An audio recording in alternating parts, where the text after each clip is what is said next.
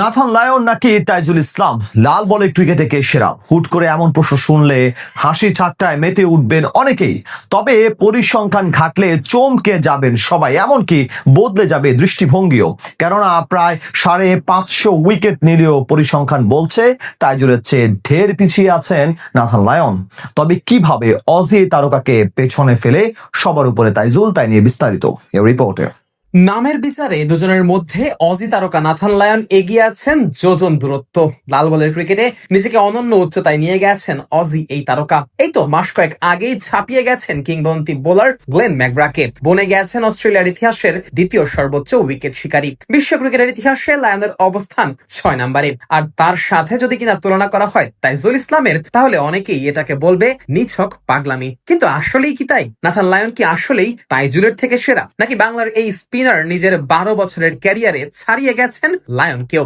উত্তরটা অবশ্য অনেকের কাছে হবে অনেক রকম, তবে পরিসংখ্যানের বিচারে এগিয়ে আছেন তাইজুল। হ্যাঁ, শুনতে অবাক লাগলেও পরিসংখ্যান বলছে অজি এই অফ স্পিনারের চেয়ে ঢের এগিয়ে আছেন টাইগার এই বাহাতি। চলুন তবে সেই হিসেব নিকাশটাই বুঝে নেওয়া যাক। 2011 সালে টেস্ট ক্রিকেটে অভিষেক হওয়া নাথান লায়ন এখন পর্যন্ত ম্যাচ খেলেছেন 141টি। এর মধ্যে 262 ইনিংসে বল হাতে তুলে নিয়েছেন তারকা এই অফ স্পিনার। আর 262 ইনিংসে বল করার পর লায়নের উইকেট সংখ্যা দাঁড়িয়েছে 567। অর্থাৎ প্রতি এক ইনিংসে লায়ন উইকেট তুলেছেন 2.16টি করে।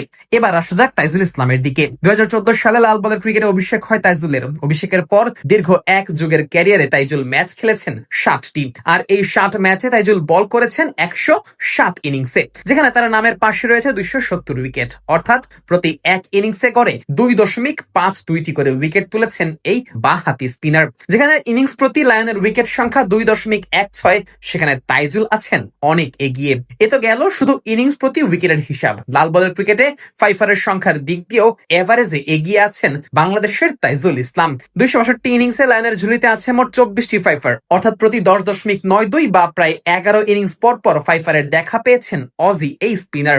অন্যদিকে 107 ইনিংসে বল করা তাইজুল তার ক্যারিয়ারে মোট ফাইফার পেয়েছেন 19টি, অর্থাৎ লায়নের থেকে 155 ইনিংস কম খেলে তাইজুল মাত্র 5টি ফাইফার কম পেয়েছেন। মানে সোজা ভাষায় বলতে গেলে তাইজুলের একটি ফাইফার পেতে অপেক্ষা করতে হয়েছে মাত্র 5.63 ইনিংস। তাইজুলের এই কীর্তি যে কতটা বিশাল তা প্রমাণ করার জন্য ছোট্ট আরেকটা পরিসংখ্যানই যথেষ্ট।